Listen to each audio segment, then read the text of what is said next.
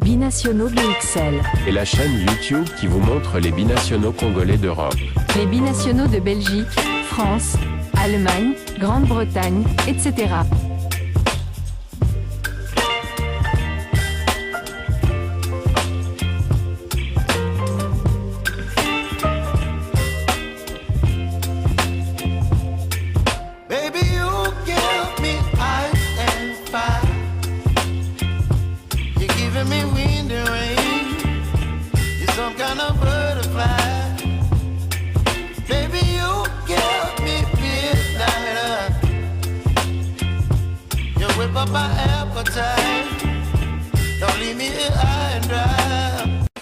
Bonjour à tous, c'est toujours avec plaisir que nous venons partager avec vous des informations concernant la tanière des léopards, surtout nos binationaux, parce que nous sommes dans Binationaux BXL, votre chaîne YouTube consacrée exclusivement aux binationaux. Et justement à ce sujet, peut-être que nous sommes en train de réfléchir sur l'opportunité peut-être de pouvoir élargir cela à d'autres sports, parce que ce qui s'est passé aux Jeux Olympiques, là, ça nous fait vraiment froid dans le dos. Vous voyez, un pays comme la RDC, tous les 4 ans, on doit participer aux Jeux Olympiques, et puis un tel fiasco, ce n'est pas possible. Et donc, pourquoi ne pas réfléchir sur le fait que les binationaux des autres sports aussi pourraient apporter un plus, hein, ne fût-ce que pour ne pas humilier les pays, hein, ne fût-ce que pour ne pas terminer son passage après 30 secondes, comme le judoka Disoka avait démontré dans ces Jeux Olympiques, ne fût-ce que pour ne pas être humilié dans la compétition de 100 mètres où notre athlète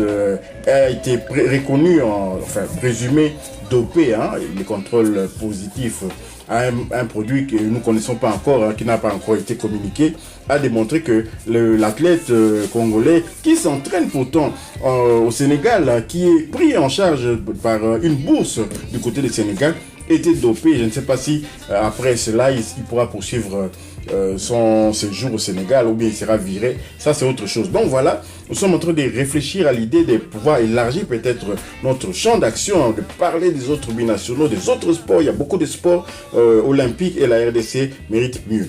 Donc voilà, nous allons encore parler du football, nous allons parler de la fenêtre FIFA du mois de septembre où la RDC va jouer 2 rencontres, hein, contre d'une part la Guinée à Kinshasa, comptant pour la première journée des éliminatoires de la CAN 2025, et ensuite on va se retrouver grosso modo 3 jours plus tard du côté de Dar es Salaam pour affronter l'Éthiopie, parce que justement l'Éthiopie n'a pas de stade homologué, hein, le pays est très beau, hein, Addis Abeba et tout, mais bizarrement ils n'ont pas de stade homologué. Beaucoup de pays ont été cueillis à froid comme ça avec les nouvelles réglementations de la FIFA. On s'est contenté des anciens stades, mais maintenant il y a des normes de luxe et tout qu'il faut absolument respecter. J'ai même vu les images du Kenya où leur stade Nyayo Stadium du Kenya a été complètement presque rasé pour construire un nouveau stade.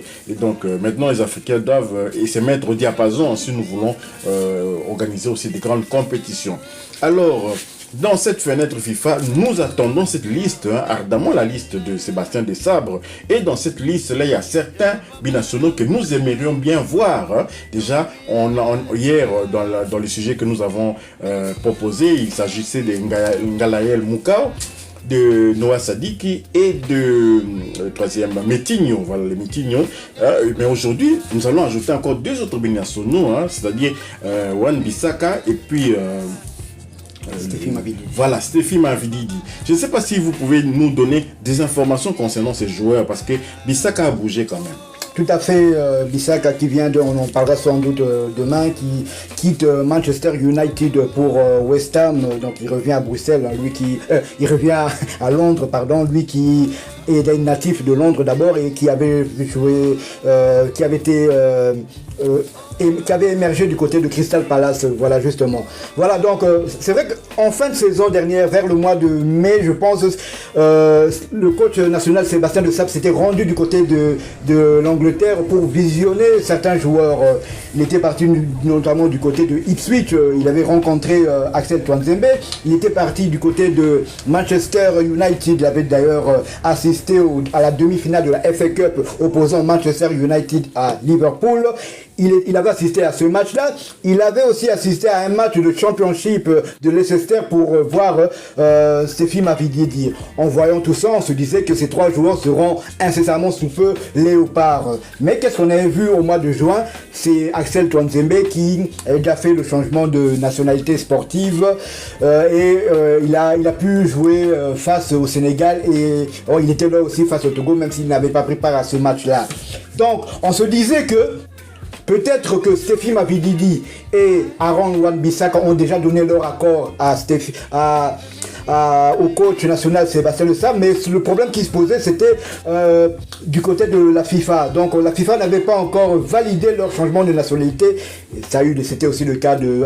on s'est rendu compte, malheureusement, que pour Noah Sadiki, qui n'a malheureusement pas pu jouer face au Sénégal et face au Togo. Donc on se disait que ces 2 joueurs-là, Wan-Bissaka et Stéphie Mavididi, vu que Sébastien Le Sable était parti les visionner, il a sans doute parlé, à discuter avec eux, on s'est dit peut-être naïvement comme ça qu'ils ont sans doute donné leur accord aussi pour évoluer avec la RDC, que ces joueurs, que juin ça allait être trop juste pour eux, mais en septembre ils allaient être là. Et voilà, calendrier pe loko les jour férié, le calendrier pe loko les congété, le mois de septembre c'est déjà demain. En seront-ils de la partie? Faudra attendre quelques jours ou bien quelques heures pour voir la liste de Sébastien Le Sable, mais on en doute quand même, parce que s'ils avaient réellement déjà fait le changement de nationalité, on l'aurait su quand même. On a quand même vu lors Axel Tuanzembe faire des captures de photos du côté de l'ambassade de la RDC à Londres, donc on aurait quand même su. Et Aaron Wan-Bissaka a passé 1 mois du côté de Kinshasa au mois de juin, lors de ses vacances d'été.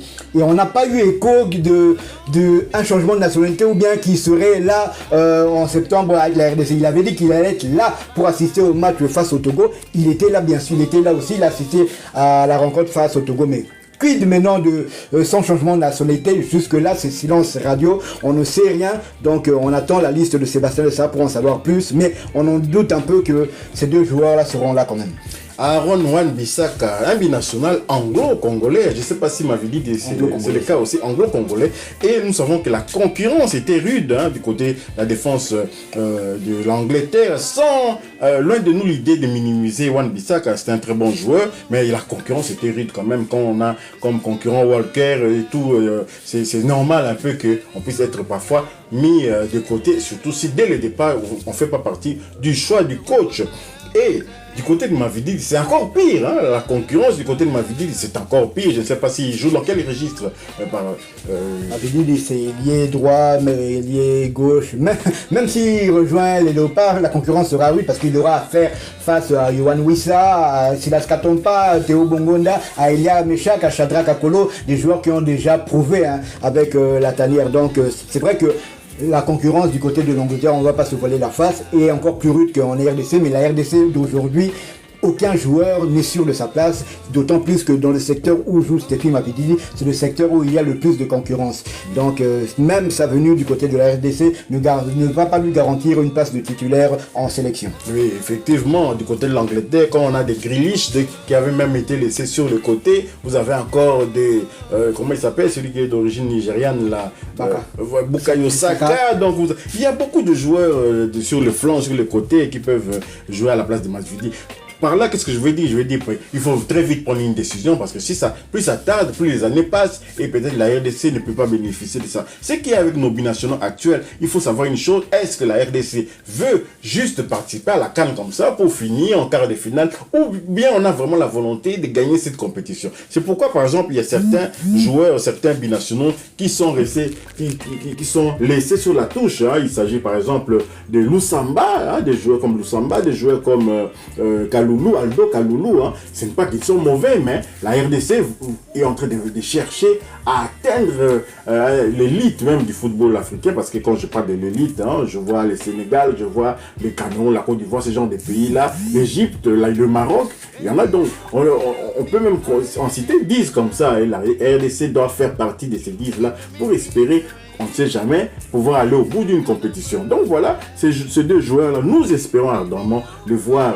Maintenant, quid, comme vous venez de le dire, de leur changement de nationalité sportive, est-ce que les démarches sont déjà en cours? Rien ne filtre. On va essayer peut-être d'avoir monsieur Dodolando qui vraiment, depuis qu'il est team manager des Léopards, vraiment on reçoit quand même des informations. Hein. C'est vraiment quelqu'un qui se bat et c'est un binational aussi, hein, si je peux dire que c'est là, mais enfin disons c'est un expatrié, quelqu'un de la diaspora qui occupe ces postes-là. Avant, on avait un peu des farfelus comme ça qui occupaient les postes. Mais maintenant, on sent que c'est quelqu'un qui travaille et qui veut absolument que la RDC puisse moissonner large, hein, surtout chez les très jeunes. On vous parlera d'un autre binational aussi qui pourrait venir renforcer la tanière des Léopards. Nous avons une opportunité, on va pas citer son nom, mais on a une certaine opportunité sur ces binationales-là. Si on s'y prend rapidement, parce que pour le moment, il est un peu dans l'euphorie des Léopards. On sent par ses publications qu'il a envie aussi, pourquoi pas devenir chez les Léopards, mais maintenant c'est à nous de profiter du fait qu'il est peut-être prêté quelque part pour pouvoir les récupérer comme on l'avait fait avec Marcel Tisserand en son temps. Je ne sais pas si vous avez quelque chose à ajouter sur ces sujets. Non, voilà, tout est dit, donc soyons attentifs, nous attendons toujours la liste de Sébastien Desabre pour pouvoir spéculer un peu sur qui seront là, qui ne seront pas là. Il y en a qui ont trouvé des clubs, d'autres n'ont pas trouvé des clubs, d'autres comme Chancel Mbemba est en ballottage d'à gauche à droite, mais entre-temps, il lui manque même de temps d'entraînement. C'est même pas une question de temps de jeu. Il ne s'entraîne pas, il est interdit parce que justement, il y a un bras de fer entre l'Olympique de Marseille et Chancel Mbemba et son agent. Si vous avez aimé ce sujet, merci de liker, merci de commenter, merci de partager. Abonnez-vous pour ceux qui ne sont pas encore abonnés et activez juste après la petite cloche de notification qui vous permettra de ne pas manquer les prochaines vidéos que nous allons mettre en ligne. Binationaux BXL vous dit au revoir. Hi Hammers, it's Aaron Wan-Bissaka here. I'm excited to join the team and can't wait to see you on the weekend. Come on you Irons. Binationaux BXL. Et la chaîne YouTube qui vous montre les binationaux congolais d'Europe.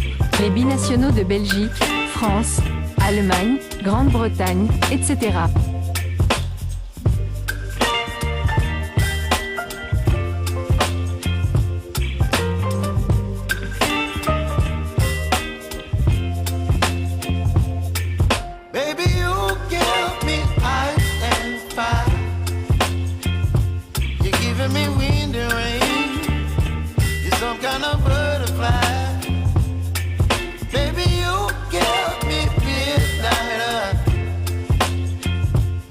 Whip up my appetite.